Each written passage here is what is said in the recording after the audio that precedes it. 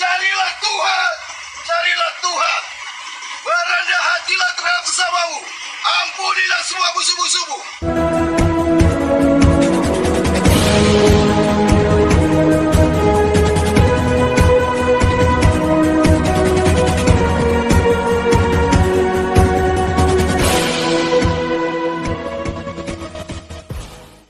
Ya, shalom bagi kita semua dimanapun kita berada pada saat ini. Kiranya kita semua tetap berada dalam keadaan sehat dan apapun yang merupakan aktivitas kita sepanjang hari ini, kiranya Tuhan Yesus memberkati. Dan kembali berjumpa lagi di channel kita ini, yaitu Semayan Yasin. Terima kasih buat teman-teman semua dan para sahabat yang sudah mendukung perkembangan channel ini dengan setia, dan kiranya kita tetap menggunakannya untuk menjadi berkat bagi semua orang. Nah teman-teman, pada video kali ini saya membagikan kepada kita semua ada satu orang pria yang mungkin ini agamanya Kristen, dan kemudian ada di satu bus dia memberitakan kebenaran firman Tuhan, dia memberitakan Injil, dia memberitakan pertobatan kepada para penumpang, di mana mayoritas penumpangnya adalah saudara-saudara kita yang Muslim atau wanita-wanita yang berhijab ya. Nah teman-teman, sebelumnya mari kita simak videonya yang berikut ini. Ya,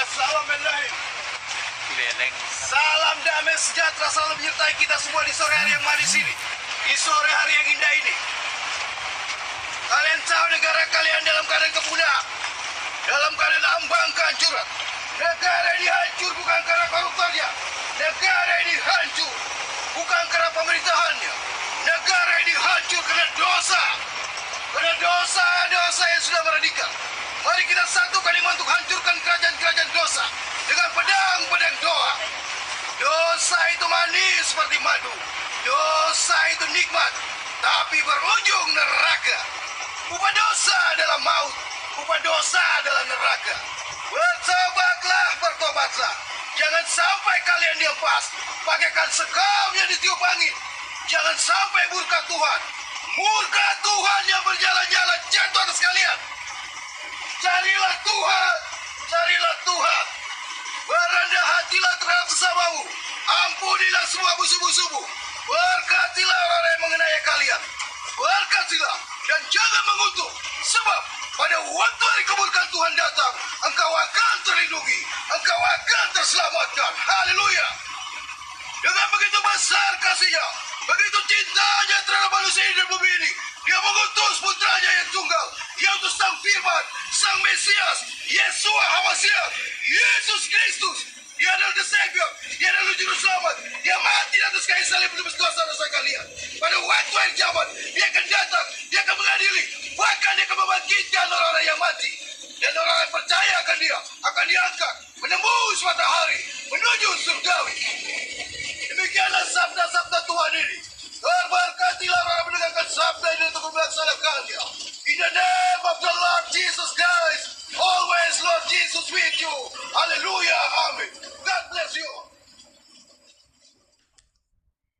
Nah itu dia videonya teman-teman ya, itu dimana cukup luar biasa penyampaian saudara kita ini, dimana dia memberitakan tentang berita pertobatan.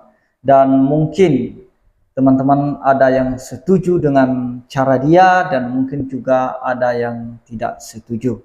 Nah teman-teman, mungkin yang setuju itu mereka berkata, oh itu cukup luar biasa ya keberaniannya memberitakan Injil.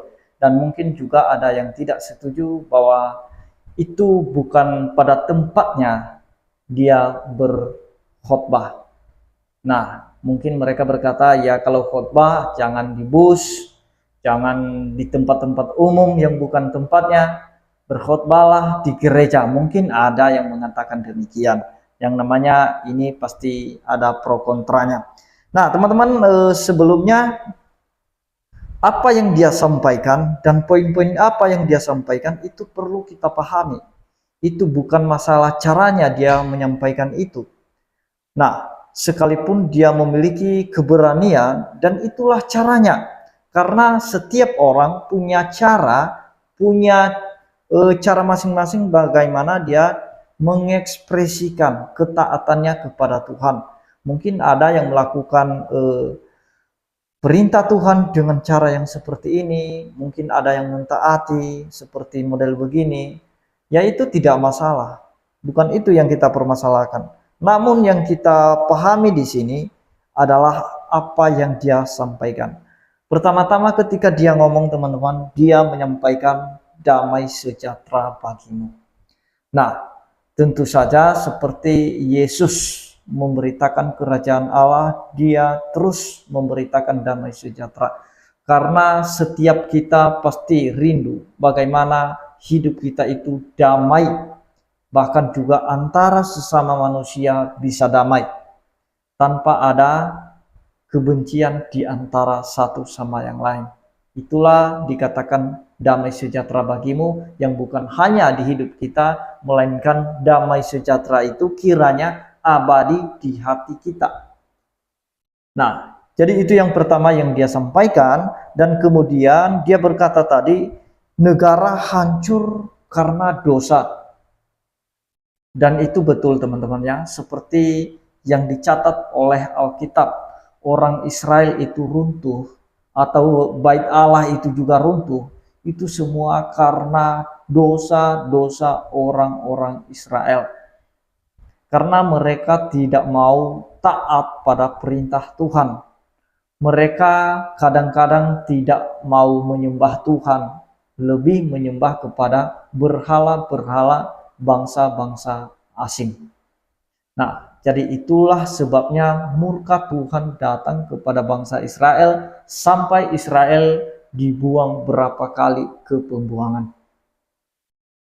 Nah, biasanya kalau Tuhan menghukum Israel pada saat itu, pasti dia memerintahkan bangsa-bangsa lain, atau dia menyerahkan Israel ke tangan bangsa-bangsa lain.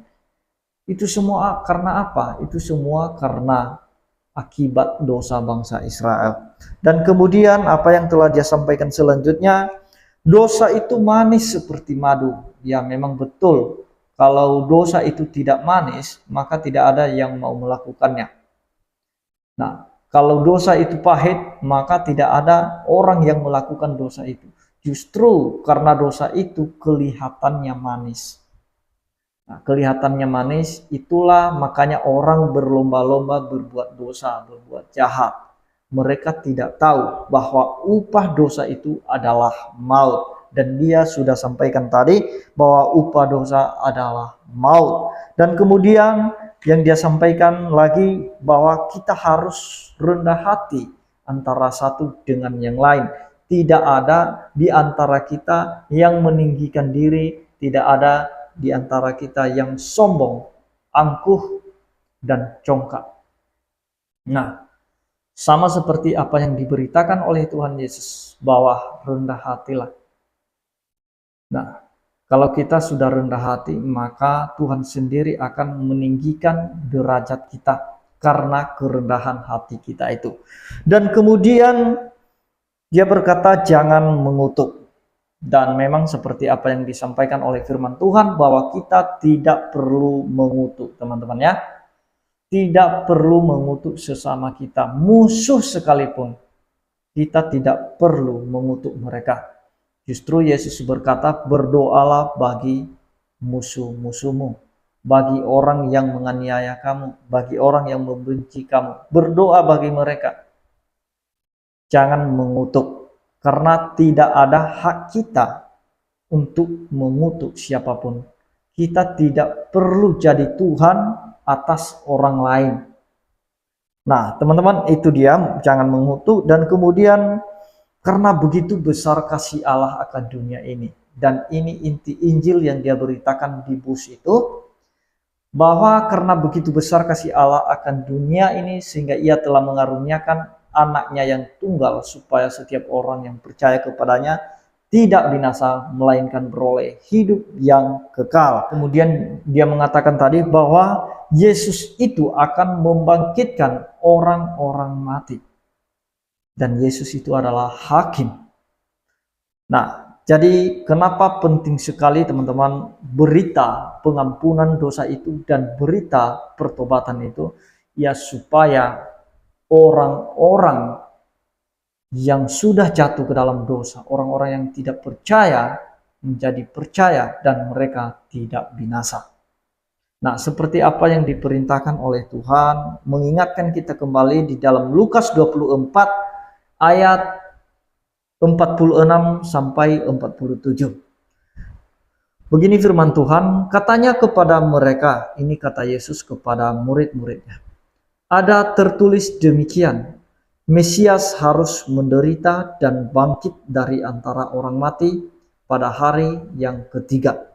Ayat 47, dan lagi, ini dan lagi ya, dalam namanya berita tentang pertobatan dan pengampunan dosa harus disampaikan kepada segala bangsa, mulai dari Yerusalem sampai ke ujung bumi. Itu di dalam Kisah Para Rasul 1 ayat 8 sampai ke ujung bumi. Nah, teman-teman, di ayat 47 itu ada dua hal yang perlu kita perhatikan, bahwa di dalam nama Yesus ada berita pertobatan dan juga ada berita pengampunan. Jadi kalau orang sudah bertobat dalam nama Yesus, maka tentu saja dosanya diampuni juga dalam nama Yesus. Dan ini tidak boleh dipisahkan antara pertobatan dan pengampunan.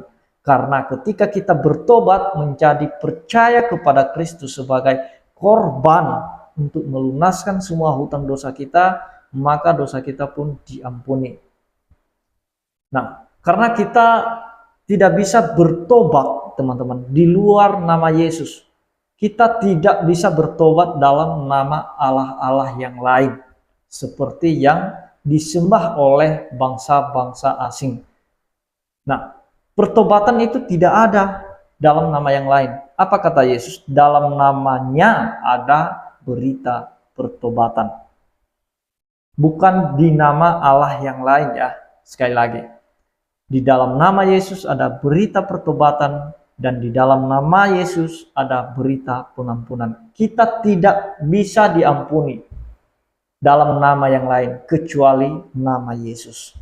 Kita tidak bisa bertobat di dalam nama yang lain kecuali dalam nama Yesus. Nah, itu sudah jelas dan itu sudah clear, teman-teman ya. Kalau kita bertobat dalam nama yang lain, maka jelas kata Tuhan Yesus bahwa itu dosanya tidak bakal diampuni kecuali pertobatannya itu dalam nama Yesus. Itulah sebabnya penting sekali nama Yesus itu diberitakan. Kenapa penting sekali diberitakan itu kepada segala bangsa? Seberapa pentingnyakkah nama itu? Nah, karena dalam nama itu mengandung dua hal, teman-teman, yaitu dalam namanya ada pertobatan dan pengampunan. Dan semua bangsa mencari itu, teman-teman. Mencari pengampunan itu. Semua bangsa mencari pertobatan yang sejati dalam nama Yesus. Itu yang perlu kita perhatikan dan juga yang perlu kita sampaikan kepada siapapun yang masih belum percaya kepada Tuhan Yesus. Dan kiranya Tuhan Yesus memberkati dan membuka hati mereka sehingga mereka bisa meresponi firman Tuhan, meresponi anugerah keselamatan itu. Terima kasih, teman-teman. Tuhan Yesus memberkati kita semua. Shalom.